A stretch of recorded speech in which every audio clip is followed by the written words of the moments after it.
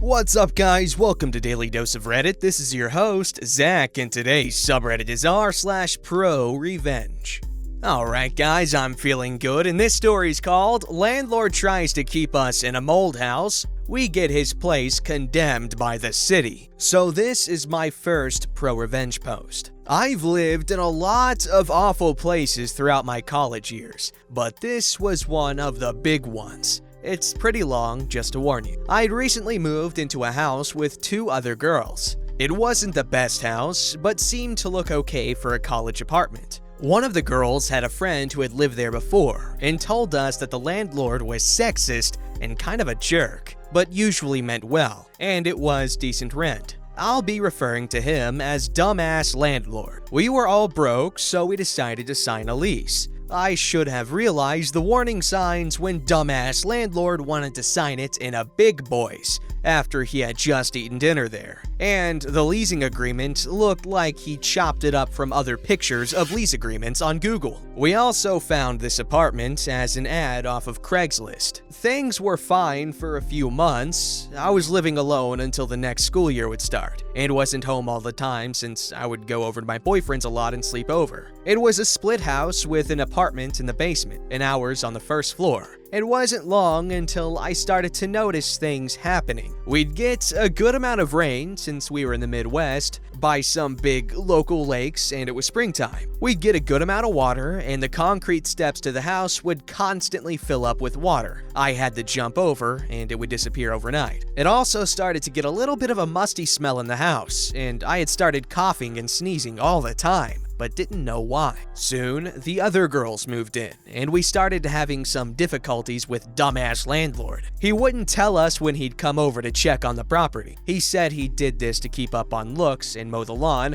but he did it way too often for any of us to be okay with. He would argue with us about having a copy of our own lease. He'd yell at us to give him rent payments in cash, especially before going to his cabin up north with his girlfriend. But the biggest of all was that we were having problems with mold, and he did not care. For a while, we hadn't talked to the people in the basement apartment until everyone started having problems with Dumbass Landlord. We'd hear them arguing and yelling down below about as often as we would upstairs. But they were in a hellhole. Everything they owned had mold growing on it. They had bugs everywhere. Earwigs, beetles, ants, you name it. They were constantly throwing away their clothes, dishes, furniture, even their college papers and homework, since it was all growing mold. They spent money on plastic bins to hold most of their important items, but even those would get moldy. We also found out that they were supposed to have another roommate down below,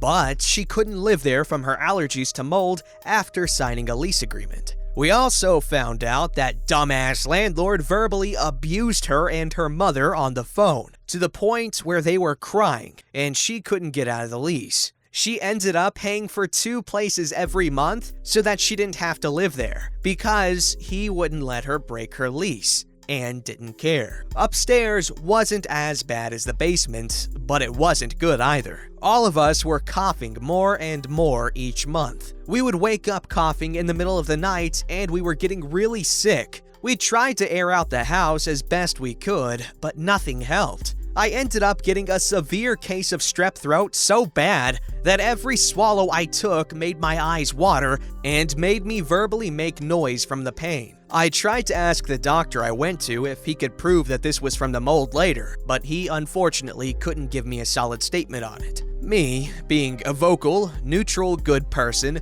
who is also going to school to be an architect, tried to explain to him what was going on in the house. No air circulation, his concrete steps and foundation walls were not sealed, so all of the water I'd have to jump over was most likely going into the basement walls, causing most of the mold. We also found a few areas on the roof that needed patching, since we noticed some leaks, among other things. and the basement apartment had cheap patio doors for their only means of entrance and exit, which would constantly be up against water when it rained, adding to the problem. Oh, smart, dumbass landlord decided that we were all just girls complaining about silly things that didn't mean anything. So he brushed us off and said we were fine, even though I had told him that I was learning about these things in school and knew what I was talking about. He would not let us out of the lease, as hard as we tried. So all of us girls in both apartments decided we would get out if it was the last thing we did, then began researching all of the legal apartment and tenant information for our state and city to get out.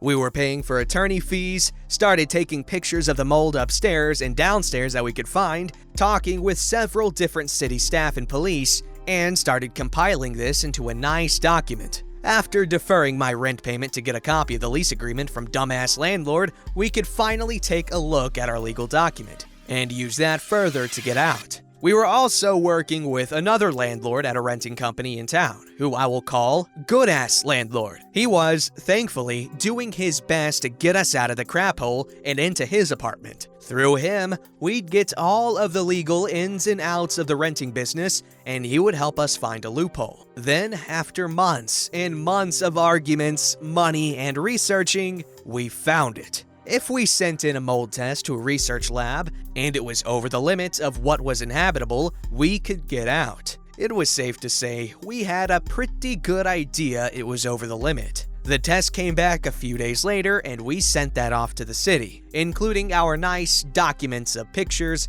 statements, and leasing agreements. Not even 4 hours went by and we got a call from the city. Our house was so full of mold that we were to move out of the apartment within 24 hours, and it was to be condemned.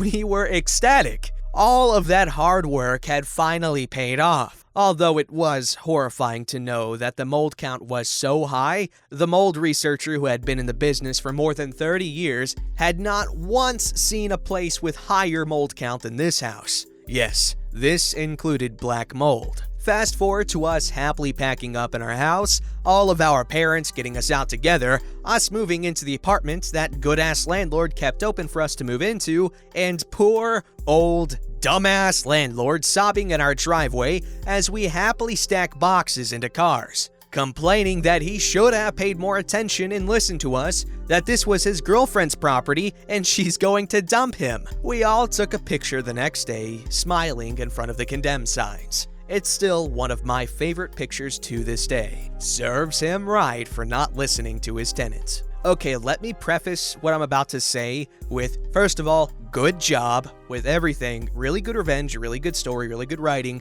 and I'm happy for you. However, it took you way too long to find that whole mold loophole thing. I feel like with all the manpower and knowledge you had on your team, such as your attorney or ease, your good-ass landlord person guy, and your multiple college students, I feel like it should have been, dare I say, obvious that you should probably get your mold count tested and sent to the city. I don't know, I just feel like that's kind of the obvious move, and this is coming from someone who has no knowledge or experience regarding this. I'm not knocking OP for this oversight, more or less the attorney or attorneys they hired, as well as the good landlord. I don't know, am I just some sort of accidental leasing law prodigy to have thought of the solution? Or did they waste their money on the attorneys?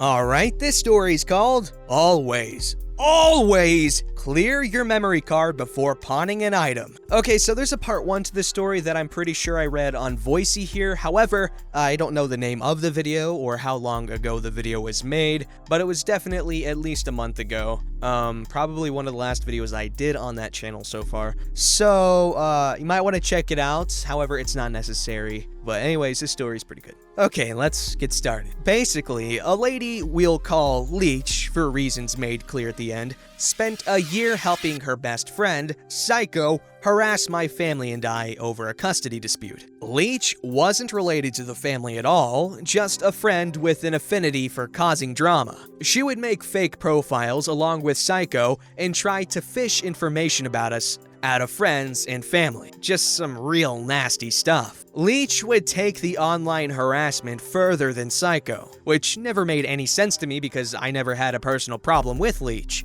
We had known each other back in grade school and were even casual friends. She used our past history to try and weasel into my friends list, but I already saw that she was helping Psycho slander my name online and didn't buy into her malarkey. She then started copying my display pictures and making them into ugly memes. Any post I made public was instantly captured and mocked on her stepmother support page. Leech was dating the best friend of Psycho's husband. Her boyfriend had a daughter from a previous relationship, and Leech was a proud and attentive stepmother. Most of her identity revolved around being a stepmother. The page on which she posted the memes she made and posts she stole had been running for a number of years and had nearly 10,000 members. She created it herself. She and Psycho also started a handful of other pages for the sole purpose of harassing and mocking us. A couple I had to have legally removed. Police were involved in everything. This had been going on since before March, and for Christmas that year,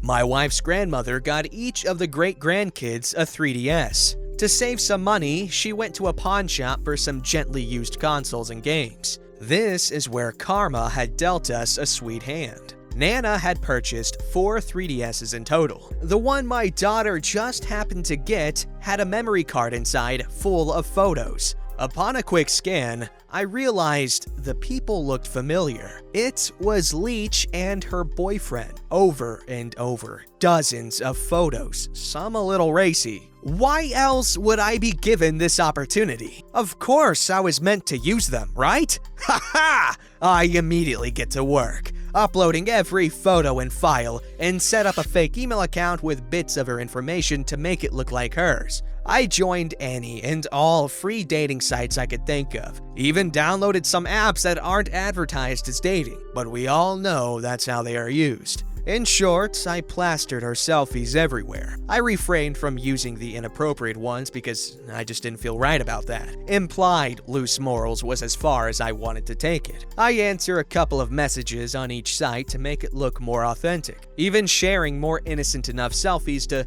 prove I was the real deal. A while ago, I had come across Leech's cell phone number online. She had shared it in a public comment, and I was in the process of screen capping any post she made about my family. I had screen capped that comment too, but hadn't done anything with it. I was just gathering and retaining all the information I could, and my patience was about to pay off. After giving a few guys the number, I didn't bother logging on anymore. That was enough damage, I thought. It would be easy enough for her to prove she had never visited those sites, and they should be able to recognize the photos as being taken with a crappy lens of an early 3DS. But then, the other boot dropped. After a few weeks, maybe a month, I go snooping on Leech's stepmother's support page to see if she had anything to say about my antics. But it was quiet. Weird. I checked out her profile and find all of her past posts have been hidden, and the boyfriend scrubbed of all photos available. When I check out his profile, there is a gigantic rant about unfaithful bitches.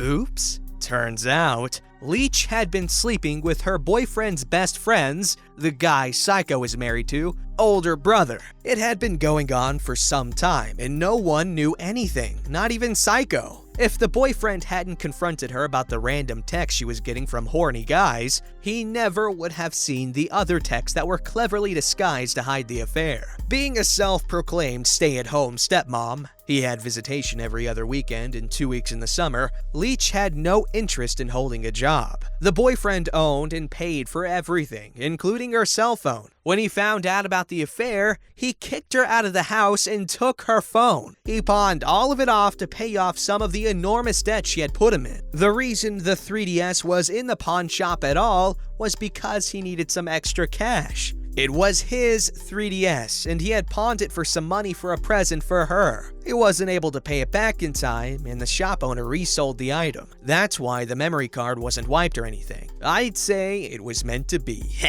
Man, that's kind of sad. Obviously, Leech had everything bad that came to her coming, okay? But man, that that last bit was kind of sad. He pawned his DS to get her a gift, and she was cheating on him. I feel like this is as good a place as any to help you guys out with my many years of relationship experience as a 21-year-old. Let's start with the obvious truth that we got from this. If you find yourself bending over backwards for a partner that isn't willing to do the same for you, you might want to talk to him about it. Don't get it twisted. I'm not saying if they're not buying you crap, they don't love you. That's not true. But I'm saying do they ever do any little random things for you to make you happy? Like, hey, baby boo, that makes me go root-do-do-do every time I see you. They have to throw in the rhyme. I wash the dishes for you. Or, hey, sugar plum that likes to drink rum. You thought. I made your favorite meal. Or, hey, I polished your shoes for you. Just a little thing to make you happy. Anyways, I'm just saying, talk to him about it. Don't fight about it. You can talk about things you're not happy with without argument, okay? Or at least you should be. And if you can't talk about things you're upset with, then get out. They're not worth it. All right, this story's called Kick Me in the Balls, Say Goodbye to Your Future. I'm male, 23. In August 2017, I was in a bar and I ran into an old friend. I was talking to her and she had her hand on my shoulder and we were flirty, etc. Her friend came out of nowhere and kicked me in the balls as hard as she could, for no reason. Apparently, she's a mean drunk and thought I didn't know the girl I was speaking to and was trying to protect her. I hit the ground immediately and I couldn't breathe and everyone was staring at me and didn't know what to do. I was just dying on the ground for a few minutes when the bouncer basically dragged me out and the girl I was talking to was just apologizing. My balls freaking killed so much, I immediately Ubered it to the hospital, and turns out my left testicle ruptured, or popped, from the kick, but since I went to the hospital ASAP, they were able to operate it and save it rather than having to remove it. But it is still going to have less functionality from now on. Obviously, I was extremely pissed and I filed a police report, and thankfully, the cops took it very seriously and got video footage from the bar, eyewitness accounts, statements from everyone, including the girl who kicked me. The girl reached out to me numerous times and apologized, but I didn't care. I wanted her in jail. The police told me they've gathered enough evidence to charge her, and that due to the video and witness statements, the charges will stick, but it will be up to the judge on how harsh of a punishment she will get. They suggested she will get a light punishment because she's a straight-A student, never been in trouble, parents are wealthy, and she has retained a great lawyer. Also, she's a white, 20-year-old girl, so that plays a huge part. The cops recommended I just take a written and verbal apology from her, and her lawyer contacted me and told me she wants to become a teacher, so she won't be able to become a teacher if she has a criminal record, and gave me her written apology in advance, hoping to sway my mind. I rejected all of this and pushed on towards charges. About 2 years later, she was convicted and spent about 3 weeks in jail, paid a fine, and has community service, and most importantly, she has a criminal record now and can't be a teacher. She contacted me many times before the charges were laid and begged me to drop them, saying she was just drunk and never hurt anyone before and it was a mistake. But she literally popped my ball for no reason, and for that, she had to pay. Okay, I'm sorry, but this is kinda comical. Bro, I am so sorry that you went through basically every guy's worst fear. Like, this is the type of stuff we're told about so that we're more incentivized to protect our tenders. With all that said, man, can you sit here and tell me that you wouldn't laugh if you read this? Anyway, that whole situation is just very unfortunate. Does she deserve what happened to her? Yes, she does. Although it would have been preferred that this never happened. But she committed a crime. She assaulted a dude with no good reason and caused permanent damage. And immense physical pain. Like, this guy, oh my god, his gut must have been in agony. And also, you gotta take into account his scrot, his freaking, obviously his testicle, it ruptured, it popped. The bruising, oh my god, poor guy. Anyway, sucks she can't be a teacher, suck his testicle is permanently damaged. Good thing it still works though. But hey, getting drunk, just like it doesn't excuse beating your wife and children, it doesn't excuse assaulting a guy in a bar and popping his ball. Don't forget to like, subscribe, and hit that bell to never miss an episode.